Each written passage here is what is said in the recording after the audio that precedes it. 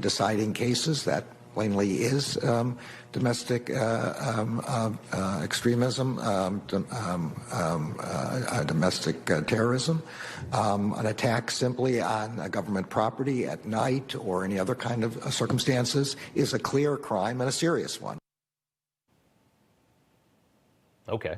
Joe Biden's nominee for U.S. Attorney General Merrick Garland today being asked if assaults on federal courthouses or other federal property are acts of domestic terrorism. We've been watching this happen for months and months and months, especially out west. It was day one of Garland's Senate confirmation hearing, so does he deserve the job? Do you think he'll get it? Joining us now is Republican Congressman Dan Bishop of California, also a member of the House Judiciary Committee. Congressman, welcome to you, sir. Well, thank you, Rob. I'm North Carolina, not California, but I wouldn't swap it for the world. North Carolina? You know what? You can't trust that teleprompter. It'll burn you sometimes, sir. Good to see you. I think I knew that too. I'm just kind of talking here. I apologize for that. Let's talk about Merrick Garland here for a second. Obviously, he came off today. I watched a lot of this thing happen. He's a very liberal guy, very, very liberal guy. How do you think Republicans are going to go on this? Yeah, you know, remember, we were always supposed to believe that Merrick Garland would be a moderate Supreme Court nominee.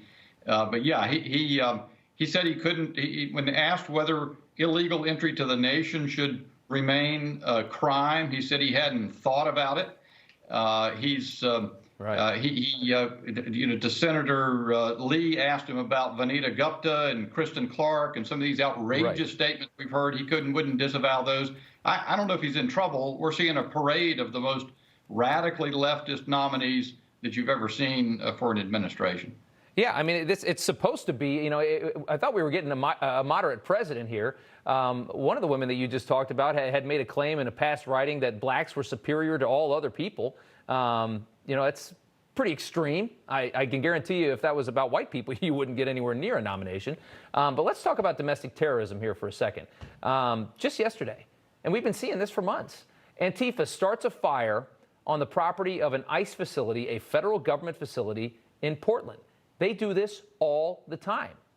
And Garland says this is not considered domestic terrorism. Why do they have such a soft spot for these idiots of Antifa? And Rob, how did they get away with it? Right. He sat there and said, about 13 times before he could bring himself to condemn attacks. In fact, it wasn't one night of attacks. It was night after night after night of attacks on the federal courthouse. And you see this repeated all the time, whether it's a courthouse or 2 miles of businesses in Minneapolis. Why in the world is that acceptable to any leftist?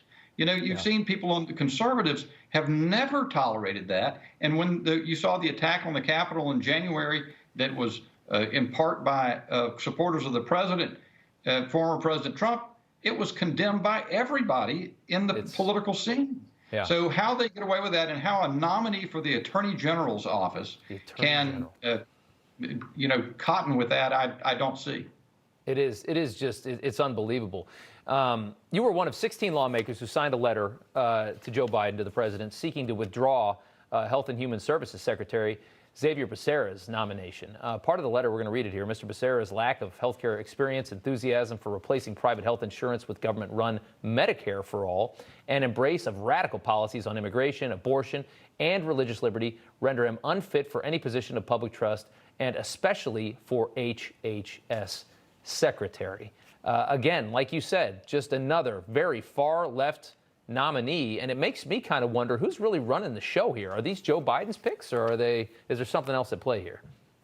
Well, you know, we were sold Joe Biden as sort of a grandfatherly moderate figure. He's not particularly moderate after all, but he certainly is surrounded with some of the most radically left people we've ever seen in an American administration, and now he's filling it at the cabinet level the same way.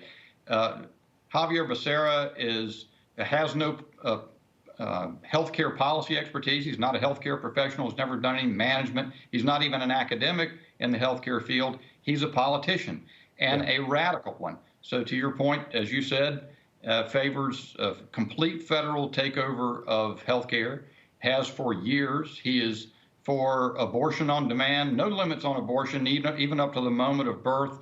He, as Attorney General out in California, prosecuted 14 felony charges against the fellow Leiden who had investigated Planned Parenthood's trafficking in baby parts.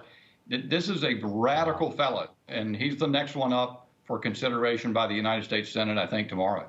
You know, it's interesting because I really did think, honestly, when Biden got in, I thought he might have a good path here, you know, because President Trump was beloved by the right, but it was a lot of noise. The people were tired of the noise. I thought maybe if this guy rides right down the middle and unites the country, but this is not the way. Let's talk about Neera Tanden here for a second.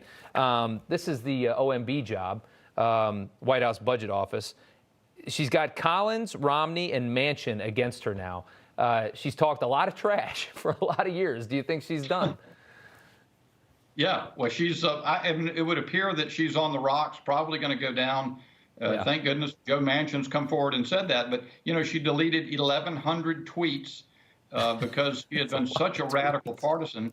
And Joe Manchin says, looks like, you know, OMB needs to be right straight down the middle. To put a partisan in that location, in that particular post, is completely mystifying. So I congratulate him, and it looks like that nomination is going to go down. Yeah. Yeah, Manchin's always an interesting guy to follow. What is he going to do? It's always interesting to see.